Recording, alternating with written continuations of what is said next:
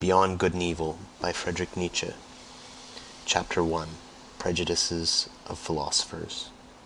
Read by Hugh Maguire. 1. The will to truth, which is to tempt us to many a hazardous enterprise, the famous truthfulness of which all philosophers have hitherto spoken with respect. What questions has this will to truth not laid before us? What strange, perplexing, questionable questions! It is already a long story, yet it seems as if it were hardly commenced. Is it any wonder if we at last grow distrustful, lose patience, and turn impatiently away? That the Sphinx teaches us at last to ask questions ourselves. Who is it really that puts questions to us here? What really is this will to truth in us? In fact, we made a long halt at the questions as to the origin of this will, until at last we came to an absolute standstill before a yet more fundamental question. We inquired about the value of this will. Granted that we want the truth, why not rather untruth, and uncertainty, even ignorance? The problem of the value of truth presented itself before us. Or was it we who presented ourselves before the problem? Which of us is the Oedipus here, which the Sphinx? It would seem to be a rendezvous of questions and notes of interrogation. And could it be believed that it at last seems to us as if the problem had never been propounded before, as if we were the first to discern it, get a sight of it, and risk raising it? For there is risk in raising it, perhaps there is no greater risk. 2. How could anything originate out of its opposite? For example, truth out of error, or the will to truth out of the will to deception, or the generous deed out of selfishness, or the pure sunbright vision of the wise man out of covetousness. Such genesis is impossible. Whoever dreams of it is a fool, nay, worse than a fool. Things of the highest value must have a different origin, an origin of their own. In this transitory, seductive, illusory, paltry world, in this turmoil of delusion and cupidity, they cannot have their source, but rather in the lap of being, in the intransitory, in the concealed God, in the thing in itself. There must be their source, and nowhere else. This mode of reasoning discloses the typical prejudice by which metaphysicians of all times can be recognized. This mode of valuation is at the back of all their logical procedure. Through this belief of theirs they exert themselves for their knowledge, for something that is in the end solemnly christened the truth. The fundamental belief of metaphysicians is the belief in antithesis of values. It never occurred even to the wariest of them to doubt here on the very threshold where doubt, however, was most necessary. Though they had made a solemn vow, de omnibus dubitandum. For it may be doubted, firstly, whether antithesis exists at all, and secondly, whether the popular valuations and antithesis of value upon which metaphysicians have set their seal are not perhaps merely superficial estimates, merely provisional perspectives, besides being probably made from some corner, perhaps from below, frog perspectives, as it were, to borrow an expression current among painters. In spite of all the value which may belong to the true, the positive, and the unselfish, it might be possible that a higher and more fundamental value for life generally should be assigned to pretense, to the will to delusion, to selfishness, and cupidity. It might even be possible that what constitutes the value of those good and respected things consists precisely in their being insidiously related, knotted, and crotcheted to these evil and apparently opposed things. Perhaps even in being essentially identical with them. Perhaps. But who wishes to concern himself with such dangerous perhapses? For that investigation one must await the advent of a new order of philosophers, such as will have other tastes and inclinations, the reverse of those hitherto prevalent, philosophers of the dangerous perhaps, in every sense of the term, and to speak in all seriousness, I see such new philosophers beginning to appear. 3. Having kept a sharp eye on philosophers, and having read between their lines long enough, I now say to myself that the greater part of conscious thinking must be counted among the instinctive functions, and it is so even in the case of philosophical thinking. One has here to learn anew, as one learned anew about heredity and innateness, as little as the act of birth comes into consideration in the whole process and procedure of heredity, just as little is being conscious, opposed to the instinctive in any decisive sense. The greater part of the conscious thinking of a philosopher is secretly influenced by his instincts and forced into definite channels. And behind all logic and its seeming sovereignty of movement, there are valuations, or to speak more plainly, physiological demands, for the maintenance of a definite mode of life, for example, that the certain is worth more than the uncertain, that the illusion is less valuable than the truth. Such valuations, in spite of their regulative importance for us, might, notwithstanding, be only superficial valuations, special kinds of miserie, such as may be necessary for the maintenance of beings such as ourselves, supposing, in effect, that man is not just the measure of things. 4. The falseness of an opinion is not for us any objection to it. It is here, perhaps, that our new language sounds most strangely. The question is, how far an opinion is life-furthering, life persevering, species persevering, perhaps species rearing?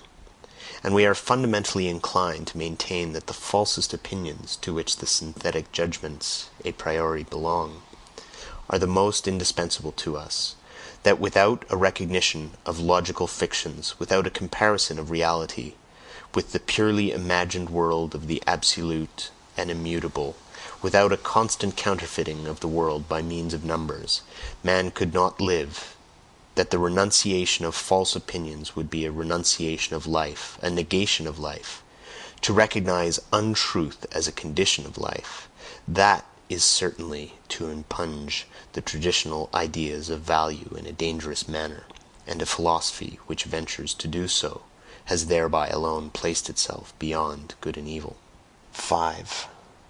That which causes philosophers to be regarded half distrustfully and half mockingly is not the oft-repeated discovery how innocent they are, how often and easily they make mistakes and lose their way, in short, how childish and childlike they are, but that there is not enough honest dealing with them, whereas they all raise a loud and virtuous outcry when the problem of truthfulness is even hinted at in the remotest manner. They all pose as though their real opinions had been discovered and attained through the self-evolving of a cold, pure, divinely indifferent dialectic, in contrast to all sorts of mystics who, fairer and foolisher, talk of inspiration. Whereas in fact, a prejudiced proposition, idea, or suggestion, which is generally their heart's desire, abstracted and refined, is defended by them with arguments sought out after the event. They are all advocates who do not wish to be regarded as such, generally astute defenders also of their prejudices, which they dub truths, and very far from having the conscience which bravely admits this to itself, very far from having the good taste of the courage which goes so far as to let this be understood, perhaps to warn friend or foe, or in cheerful confidence and self-ridicule. The spectacle of the Tartuffery of old Kant, equally stiff and decent, with which he entices us into the dialectic byways that lead, more correctly mislead, to his categorical imperative, makes us fastidious ones smile, we who find no small amusement in spying out the subtle tricks of old moralists and ethical preachers, or, still more so, the hocus-pocus in mathematical form by means of which Spinoza has, as it were, clad his philosophy in mail and mask. In fact, the love of his wisdom, to translate the term fairly and squarely, in order thereby to strike terror at once into the heart of the assailant, who should dare to cast a glance on the invincible maiden, that Pallas Athene. How much of personal timidity and vulnerability does this masquerade of a sickly recluse betray? 6. It has gradually become clear to me what every great philosophy up till now has consisted of, namely the confession of its originator, and a species of involuntary and unconscious autobiography, and moreover that the moral or immoral purpose in every philosophy has constituted the true vital germ out of which the entire plant has always grown. Indeed, to understand how the abstrusest metaphysical assertions of a philosopher have been arrived at, it is always well and wise to first ask oneself, what morality do they, or does he, aim at?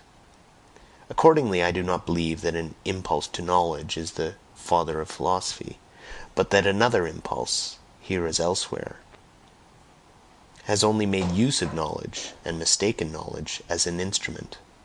But whoever considers the fundamental impulses of man with a view to determining how far they may have here acted as inspiring genii, or as demons and kobolds, will find that they have all practiced philosophy at one time or another, and that each one of them would have been only too glad to look upon itself as the ultimate end of existence and the legitimate lord over all other impulses. For every impulse is imperious, and as such attempts to philosophize. To be sure, in the case of scholars, in the case of really scientific men, it may be otherwise, better, if you will. There may really be such a thing as an impulse to knowledge, some kind of small, independent clockwork, which, when well wound up, works away industriously to that end, without the rest of the scholarly impulses taking any material part therein. The actual interests of the scholar, therefore, are generally in quite another direction. In the family, perhaps, or in money-making, or in politics. It is, in fact, almost indifferent at what point of research his little machine is placed, and whether the hopeful young worker becomes a good philologist, a mushroom specialist, or a chemist. He is not characterized by becoming this or that. In the philosopher, on the contrary, there is absolutely nothing impersonal. And above all, his morality furnishes a decided and decisive testimony as to who he is, that is to say, in what order the deepest impulses of his nature stand to each other. 7. How malicious philosophers can be! I know of nothing more stinging than the joke Epicurus took the liberty of making on Plato and Platonists. He called them Dionysiokolaches. In its original sense, and on the face of it, the word signifies flatterers of Dionysius, consequently tyrants, accessories, and lickspittles. Besides this, however, it is as much to say they are all actors. There is nothing genuine about them, for Dionysiokolax was a popular name for an actor. And the latter is really the malignant reproach that Epicurus cast upon Plato. He was annoyed by the grandiose manner, the mise-en-scène style of which Plato and his scholars were masters, of which Epicurus was not a master. He, the old-school teacher of Samos, who sat concealed in his little garden at Athens, and wrote 300 books, perhaps out of rage and ambitious envy of Plato. Who knows? Greece took 100 years to find out who the garden god Epicurus really was. Did she ever find out? 8. There is a point in every philosophy at which the conviction of the philosopher appears on the scene, or, to put it in the words of the ancient mystery, aventavit asinus pulcher e fortissimus. 9. You desire to live according to nature. Oh, you noble Stoics, what fraud of words! Imagine to yourselves indifference as a power. How could you live in accordance with such indifference? To live, is not that just endeavoring to be otherwise than this nature? Is not living valuing, preferring, being unjust, being limited, endeavoring to be different? And granted that your imperative, living according to nature, means actually the same as living according to life, how could you do differently? Why should you make a principle out of what you yourselves are and must be? In reality, however, it is quite otherwise with you. While you pretend to read with rapture the canon of your law and nature, you want something quite contrary, you extraordinary stage players and self-deluders. In your pride you wish to dictate your morals and ideals to nature herself, and to incorporate them therein. You insist that it shall be nature according to the Stoa, and would like everything to be made after your own image, as a vast eternal glorification and generalism of Stoicism.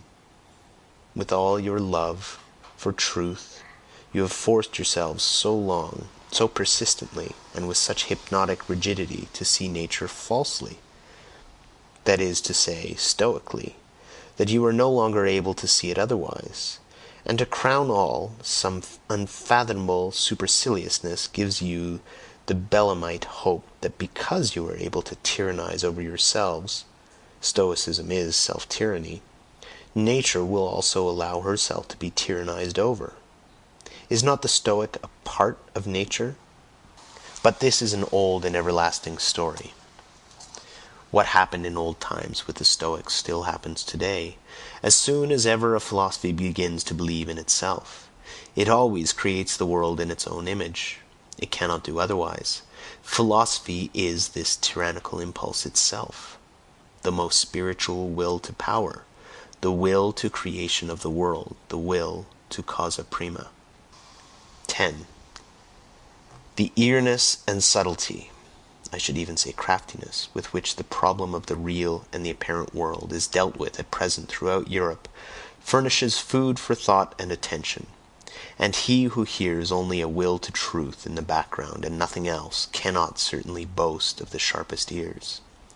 In rare and isolated cases it may really have happened that such a will to truth, a certain extravagant and adventurous pluck, a metaphysician's ambition of the forlorn hope, has participated therein, that which in the end always prefers a handful of certainty to a whole cartload of beautiful possibilities. There may even be puritanical fanatics of conscience who prefer to put their last trust in a sure nothing, rather than in an uncertain something, but that is nihilism, and the sign of a despairing, morally wearied soul, notwithstanding the courageous bearing such a virtue may display.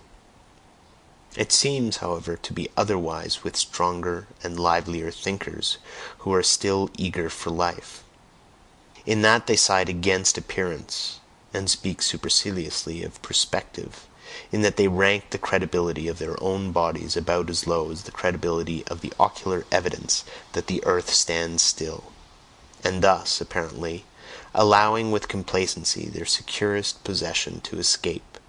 For what does one at present believe in more firmly than in one's body? Who knows if they are not really trying to win back something which was formerly an even securer possession, something of the old domain of the faith of former times, perhaps the immortal soul, perhaps the old God, in short, ideas by which they could live better, that is to say, more vigorously and more joyously than by modern ideas. There is distrust of these modern ideas in this mode of looking at things, a disbelief in all that has been constructed yesterday and today. There is perhaps some slight admixture of satiety and scorn, which can no longer endure the bric-a-brac of ideas of the most varied origin, such as so-called positivism at present throws on the market. A disgust at the more refined taste at the village fair, mottliness and patchiness of all these reality philosophasters, in whom there is nothing either new or true except this mottliness. Therein it seems to me that we should agree with those skeptical anti-realists and knowledge microscopists of the present day. Their instinct, which repels them from modern reality, is unrefuted. What do their retrograde bypaths concern us? The main thing about them is not that they wish to go back, but that they wish to get away therefrom. A little more strength, swing, courage, and artistic power, and they would be off, and not back. 11. It seems to me that there is everywhere an attempt at present to divert attention from the actual influence which Kant exercised on German philosophy, and especially to ignore prudently the value which he set upon himself. Kant was first and foremost proud of his table of categories. With it in his hand, he said, "This is the most difficult thing that could ever be undertaken on behalf of metaphysics." Let us only understand this "could be." He was proud of having discovered a new faculty in man, the faculty of synthetic judgment a priori. Granting that he deceived himself in this matter, the development and rapid flourishing of German philosophy depended nevertheless on his pride, and on the eager rivalry of the younger generation to discover, if possible, something, at all events new faculties, of which to be still prouder. But let us reflect for a moment. It is high time to do so. How are synthetic judgments a priori possible? Kant asks himself. And what is really his answer? By means of a means, faculty. But unfortunately not in 5 words, but so circumstantially, imposingly, and with such display of German profundity and verbal flourishes, that one altogether loses sight of the comical niaiserie allemande involved in such an answer. People were beside themselves with delight over this new faculty, and the jubilation reached its climax when Kant further discovered a moral faculty in man. For at that time Germans were still moral, not yet dabbling in the politics of hard fact. Then came the honeymoon of German philosophy. All the young theologians of the Tübingen institution went immediately into the groves, all seeking for faculties. And what did they not find in that innocent, rich, and still youthful period of the German spirit, to which Romanticism, the malicious fairy, piped and sang, when one could not yet distinguish between finding and inventing? Above all, a faculty for the transcendental.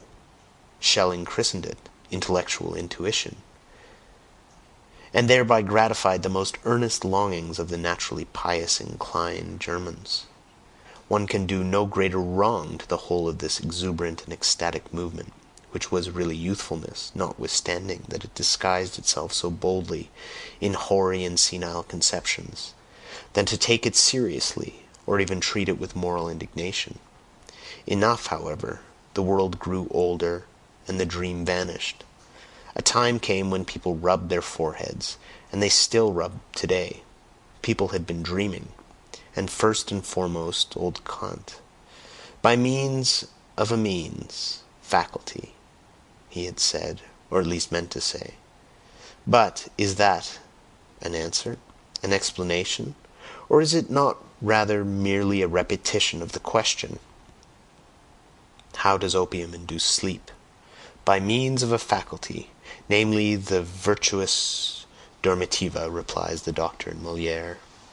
Quia est in eo vitrus dormitiva, cujus est natura sensus assupir. But such replies belong to the realm of comedy, and it is high time to replace the Kantian question, how are synthetic judgments a priori possible, by another question, why is belief in such judgments necessary? In effect, it is high time that we should understand that such judgments must be believed to be true, for the sake of the preservation of creatures like ourselves, though they still might naturally be false judgments, or, more plainly spoken, and roughly and readily, synthetic judgments a priori should not be possible at all. We have no right to them. In our mouths they are nothing but false judgments. Only, of course, the belief in their truth is necessary, as plausible belief and ocular evidence belonging to the perspective view of life. And finally, to call to mind the enormous influence which German philosophy, I hope you understand its right to inverted commas, goosefeet, has exercised throughout the whole of Europe. There is no doubt that a certain virtus dormitiva had a share in it. Thanks to German philosophy, it was a delight to the noble idlers, the virtuous, the mystics, the artistes, the 3/4 Christians, and the political obscurantists of all nations to find an antidote to the still overwhelming sensualism which overflowed from the last century into this, in short, sensus assupere. 12. As regards materialistic atomism, it is one of the best refuted theories that have been advanced, and in Europe there is now perhaps no one in the learned world so unscholarly as to attach serious signification to it, except for convenient everyday use, as an abbreviation of the means of expression, thanks chiefly to the Pole Boscovich.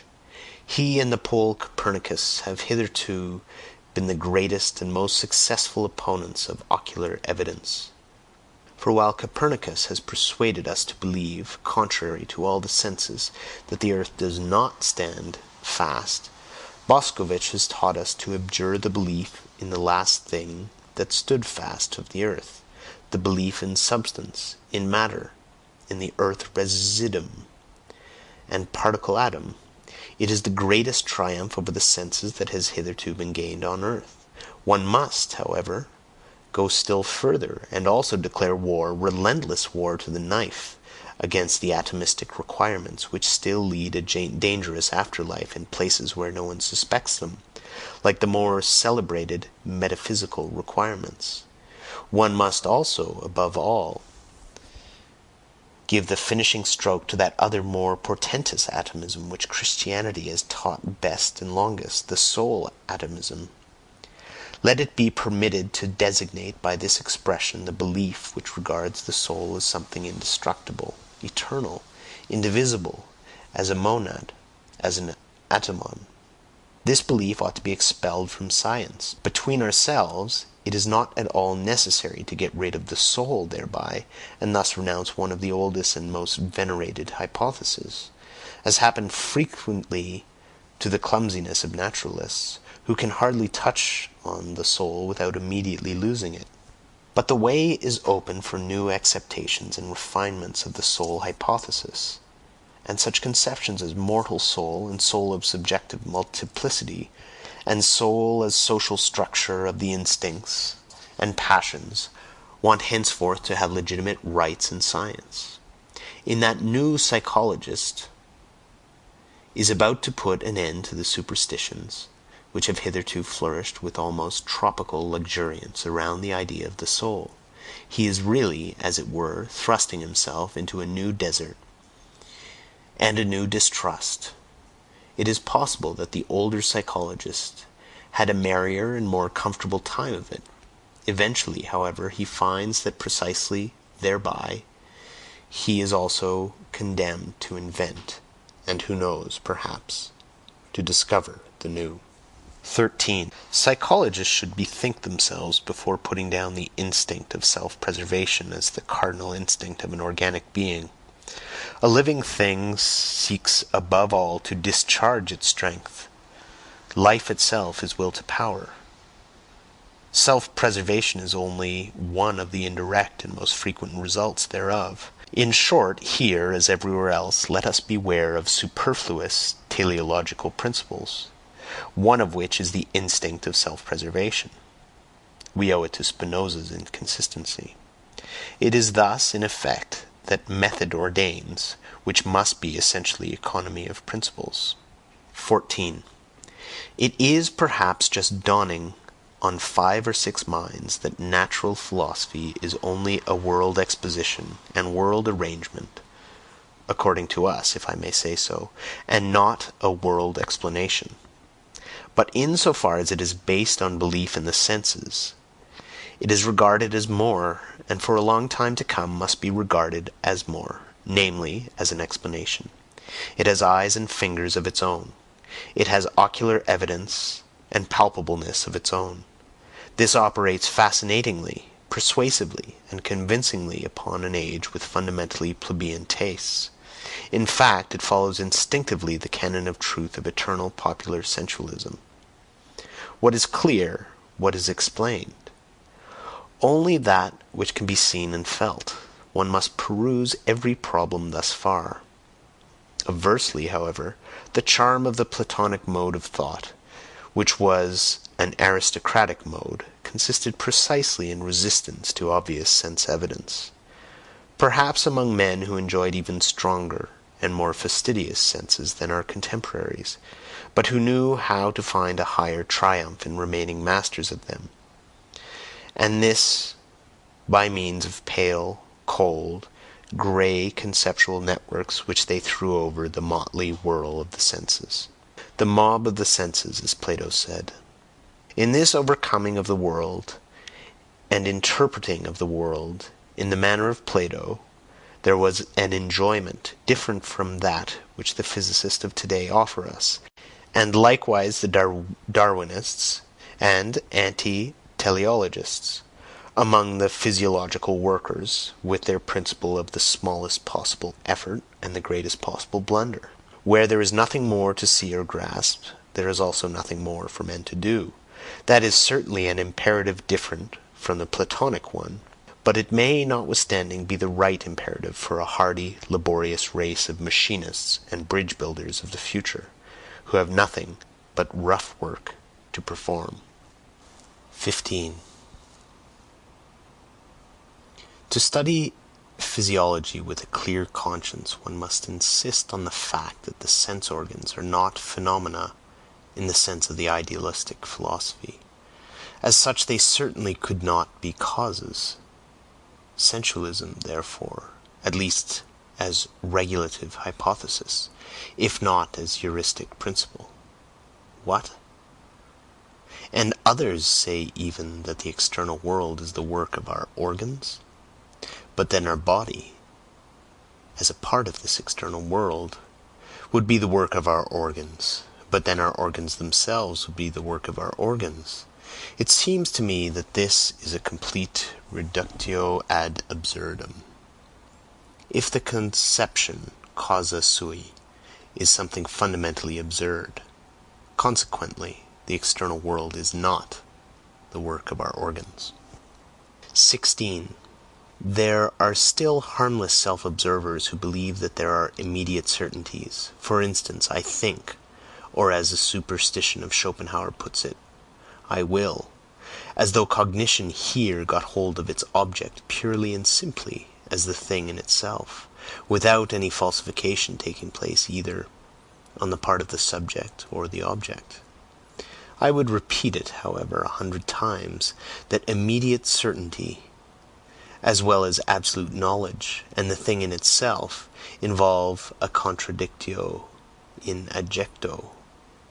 We really ought to free ourselves from the misleading significance of words. The people on their part may think that cognition is knowing all about things.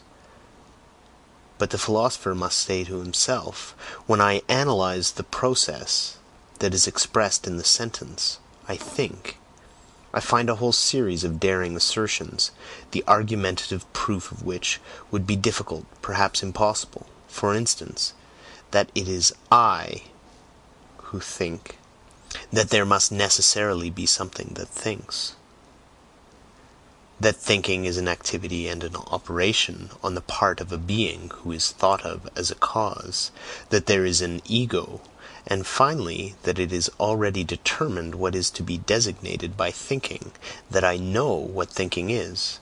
For if I had not already decided within myself what it is, by what standard could I determine whether that which is just happening is not perhaps willing or feeling? In short, the assertion "I think" assumes that I compare my state at the present moment with other states of myself which I know, in order to determine what it is. On account of this retrospective connection with further knowledge, it has, at any rate, no immediate certainty for me. In place of the immediate certainty in which the people may believe in the special case, the philosopher thus finds a series of metaphysical questions presented to him, veritable conscience questions of the intellect, to wit, whence did I get this notion of thinking? Why do I believe in cause and effect? What gives me the right to speak of an ego, and even of an ego as cause, and finally of an ego as cause of thought? He who ventures to answer these metaphysical questions at once by an appeal to a sort of intuitive perception, like the person who says, "I think, and I know that this, at least, is true, actual, and certain," will encounter a smile and two notes of interrogation in a philosopher nowadays. "Sir," the philosopher will perhaps give him to understand, "it is improbable that you are not mistaken. But why should it be the truth?" 17. With regard to the superstitions of logicians, I shall never tire of emphasizing a small terse fact which is unwillingly recognized by these credulous minds, namely that a thought comes when it wishes, and not when I wish; so that it is a perversion of the facts of the case to say that the subject "I" is the condition of the predicate "think." One thinks, but that this one is precisely the famous old ego is, to put it mildly, only a supposition, an assertion, and assuredly not an immediate certainty. After all, one has even gone too far with this "one thinks." Even the "one" contains an interpretation of the process, and does not belong to the process itself. One infers here, according to the usual grammatical formula, to think is an activity. Every activity requires an agency that is active, consequently. It was pretty much the same lines that the older atomists sought, besides the operating power, the material particle wherein it resides and out of which it operates, the atom. More rigorous minds, however, learnt at last to get along without this earth residuum. And perhaps some day we shall accustom ourselves, even from the logician's point of view, to get along without the little "one," to which the worthy old ego has refined itself. 18. It is certainly not the least charm of a theory that it is refutable. It is precisely thereby that it attracts the more subtle minds. It seems that the 100 times refuted theory of the free will owes its persistence to this charm alone.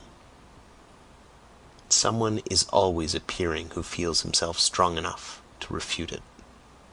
19. Philosophers are accustomed to speak of the will as though it were the best known thing in the world.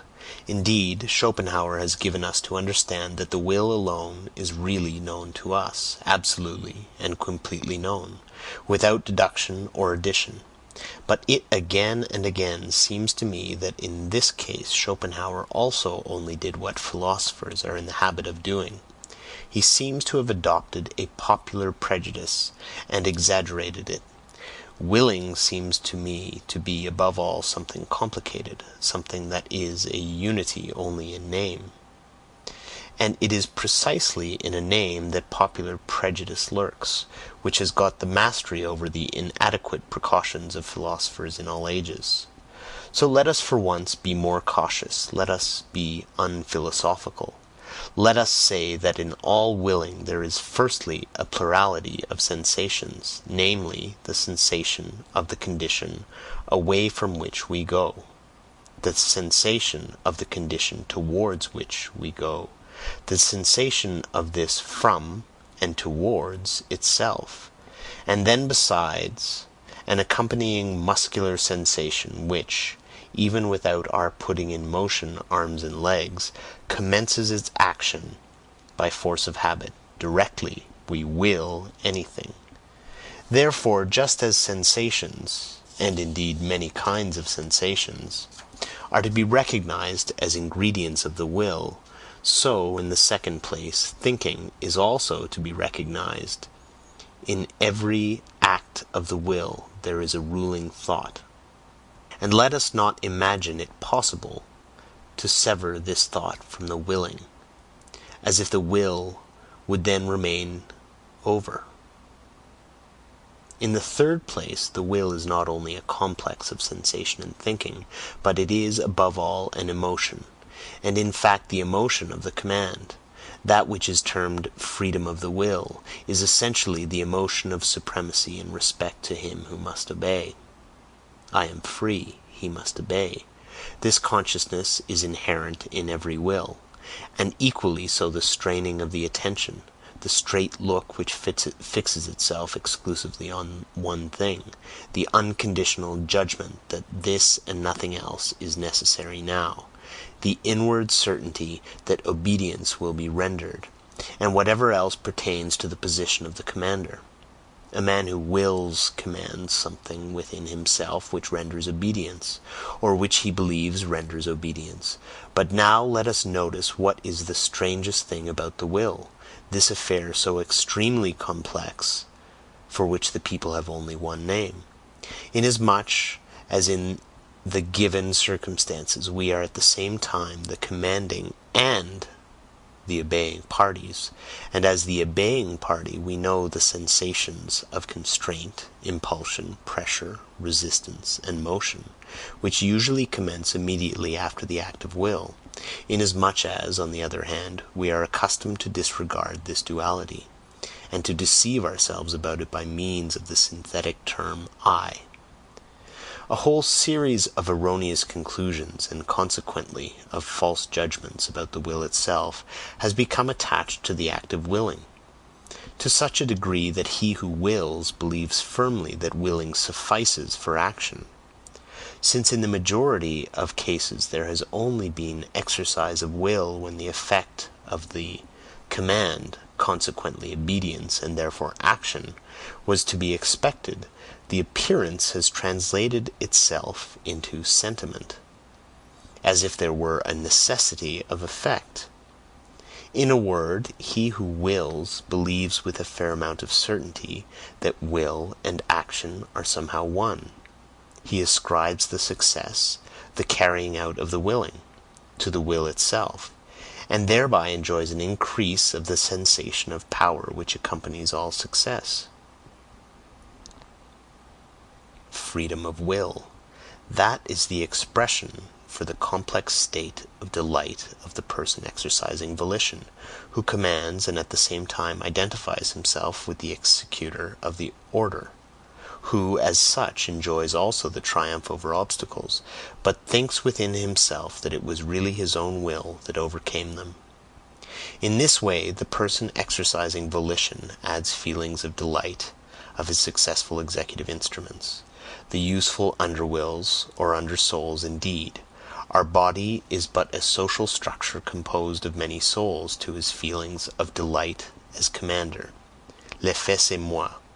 What happens here is what happens in every well-constructed and happy commonwealth, namely, that the governing class identifies itself with the successes of the commonwealth. In all willing it is absolutely a question of commanding and obeying, on the basis, as already said, of a social structure composed of many souls, on which account a philosopher should claim the right to include willing as such within the sphere of morals, regarded as the doctrine of the relations of supremacy under which the phenomenon of life manifests itself. 20. That the separate philosophical ideas are not anything optional or autonomously evolving, but grow up in connection and relationship with each other, that, however suddenly and arbitrarily they seem to appear in the history of thought, they nevertheless belong just as much to a system as the collective members of the fauna of a continent, is betrayed in the end by the circumstance how unfailingly the most diverse philosophers always fill in again a definite fundamental scheme of possible philosophies. Under an invisible spell they always revolve once more in the same orbit, however independent of each other they may feel themselves with their critical or systematic wills.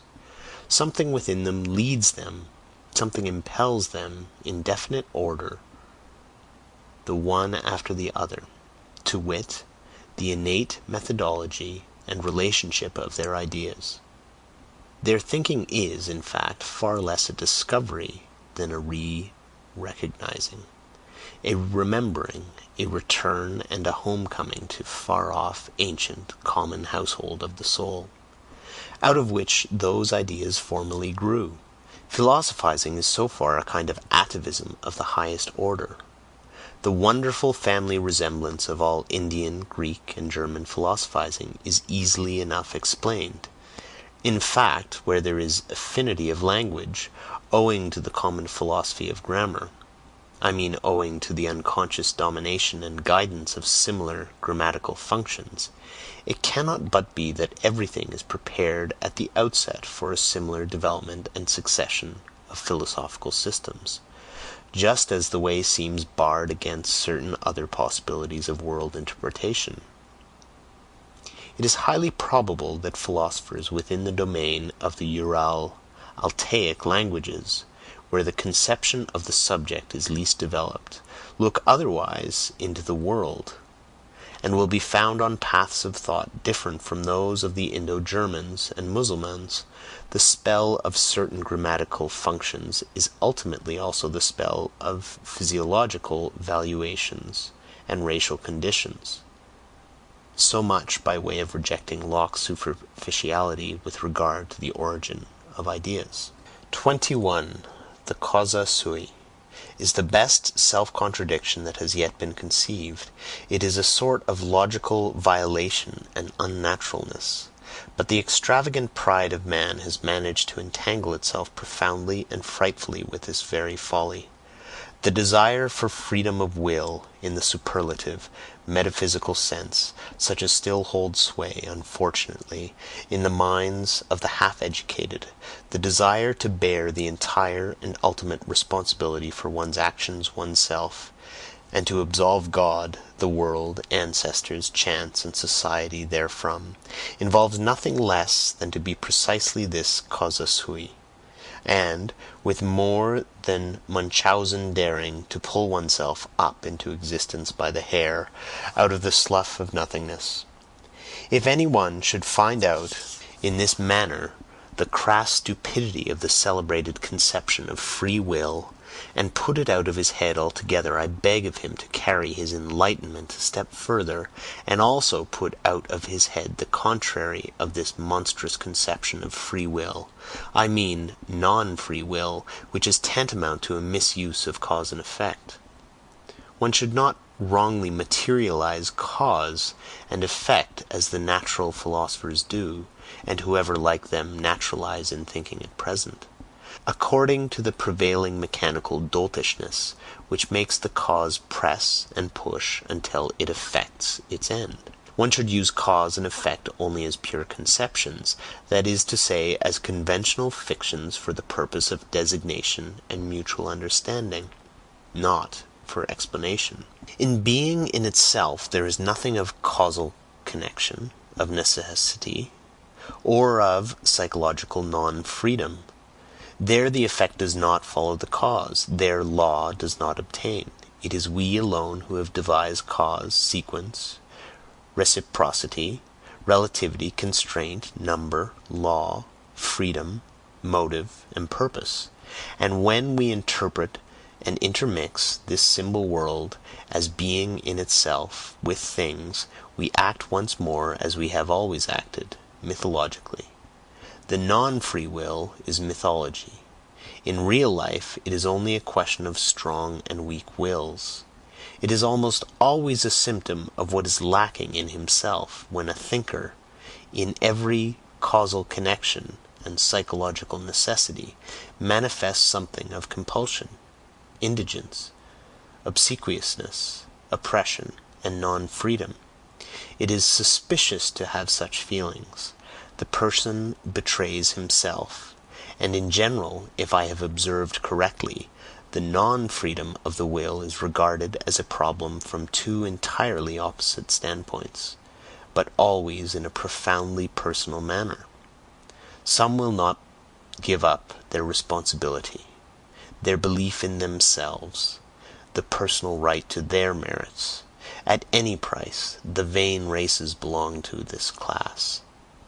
Others, on the contrary, do not wish to be answerable for anything, or blamed for anything, and owing to an inward self-contempt, seek to get out of the business, no matter how.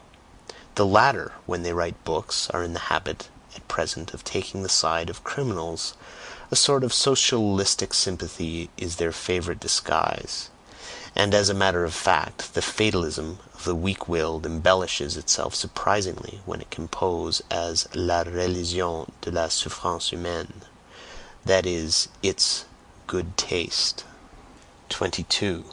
Let me be pardoned as an old philologist who cannot desist from the mischief of putting his finger on bad modes of interpretation, but nature's conformity to law, of which you physicists talk so proudly as though, why, it exists only owing to your interpretation and bad philology.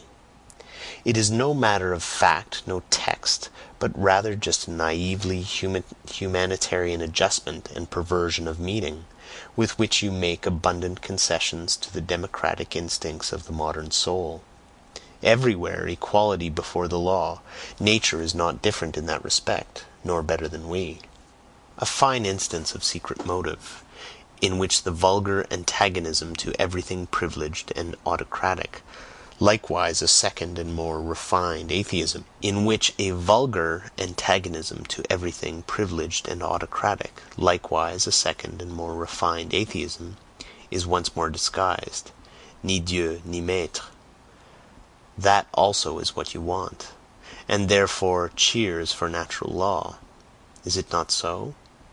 But, as has been said, that is interpretation, not text, and somebody might come along who, with opposite intentions and modes of interpretation, could read out of the same nature, and with regard to the same phenomena, just the tyrannically inconsiderate and relentless enforcement of the claims of power, an interpreter who should so place the unexceptionalness and unconditionalness of all will to power before your eyes, that almost every word, and the word tyranny itself, would eventually seem unsuitable, or, like a weakening and softening metaphor, as being too human, and who should, nevertheless, end by asserting the same about this world as you do, namely, that it has a necessary and calculable course, not, however, because laws obtain in it, but because they are absolutely lacking,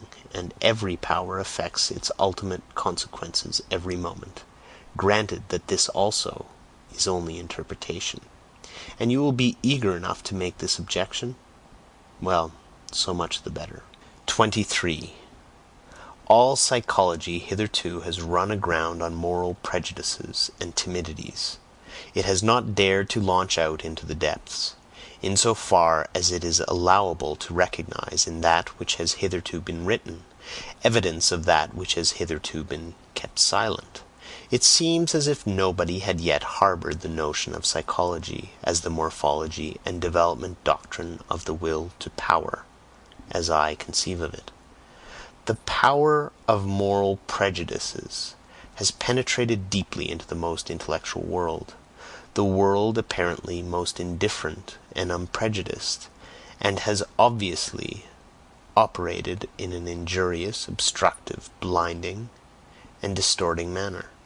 A proper physiopsychology has to contend with unconscious antagonism in the heart of the investigator. It has the heart against it even a doctrine of the reciprocal conditionalness of the good and the bad impulses, causes as refined immorality, distress, and aversion in a still strong and manly conscience, still more so a doctrine of the derivation of all good impulses from bad ones. If, however, a person should regard even the emotions of hatred, envy, covetousness, and imperiousness as life-conditioning emotions, as factors which must be present fundamentally and essentially in the general economy of life, which must, therefore, be further developed if life is to be further developed, he will suffer from such a view of things as from seasickness.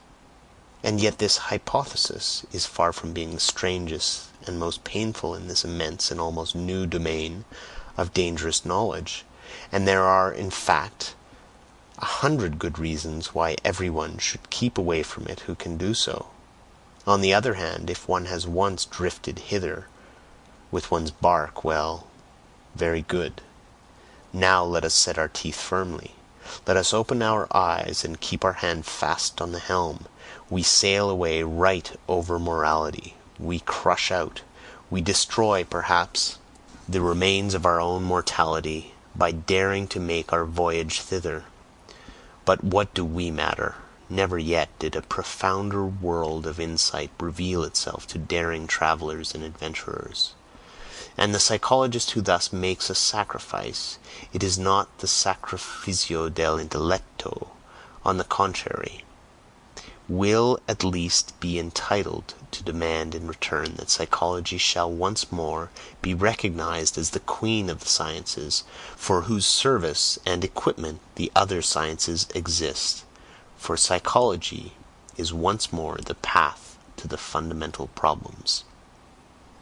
End of chapter 1.